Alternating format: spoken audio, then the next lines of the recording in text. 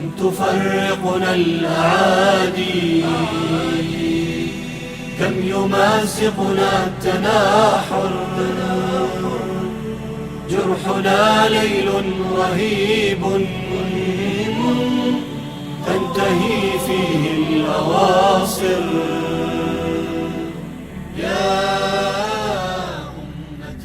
আসসালামু আলাইকুম ওয়া রাহমাতুল্লাহি ওয়া বারাকাতুহু। প্রিয় ভাই ও বোনেরা, কেমন আছেন আপনারা? সবসময় দোয়া করি আল্লাহ আপনাদের ভালো রাখুন, নিরাপদে রাখুন, ঈমান ও আমলের সাথে রাখুন, দাওয়া ইদাদ ও জিহাদের পথে রাখুন, ইবাদত ও জান্নাতের পথে রাখুন। দীর্ঘ 2 মাস পর আপনাদের মাঝে আবার ফিরে আসতে পেরে মনটা আল্লাহ রাব্বুল আলামিনের প্রতি কৃতজ্ঞতায় ভরে উঠেছে। আলহামদুলিল্লাহ, সকল রহমত ও তৌফিকের মালিক তো তিনি। নানান ব্যস্ততা ও জটিলতায় আপনাদের সঙ্গে থাকতে না পারলেও আমার অন্তর সব সময় আপনাদের সাথেই পড়েছিল। কাজের ফাঁকে যখন একটু একান্তে গিয়ে বসেছি, আপনাদের কথা মনে পড়েছে। আমরা জানি আমাদের ভাই বোনেরা বারবার আমাদের চ্যানেলে এসে ঘুরে গেছেন, নতুন কোনো আলোচনা না পেয়ে আশাহত হয়েছেন, মনে কষ্ট পেয়েছেন। ওয়াল্লাহি, আপনাদের দোয়া ও ভালোবাসা আমাদের চলার পথের অমূল্য পাথেয়। আপনাদের এই নিঃস্বার্থ ভালোবাসার জন্য আমরা আপনাদের প্রতি কৃতজ্ঞ। সকল প্রশংসা সেই মহান রবের, যিনি মুমিন ভাইদের হৃদয়ে পরস্পরের প্রতি ভালোবাসা সৃষ্টি করে দেন।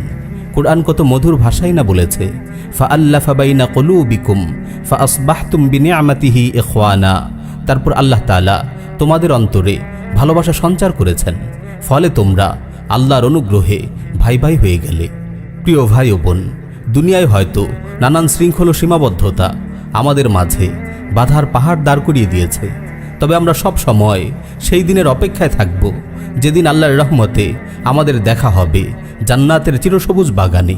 আমরা যদি নিজেদের ঈমান ও আমলকে সুন্দর করতে পারি, দুদিনের এই দুনিয়ার সামান্য কয়েকটি মুহূর্তকে দাওয়া ইদাদ ও জিহাদের সংকটসংকুল পথে কুরবান করতে পারি, ইনশাআল্লাহ আমাদের আল্লাহর রহমত থেকে নিরাশ হওয়ার কোনো কারণ নেই।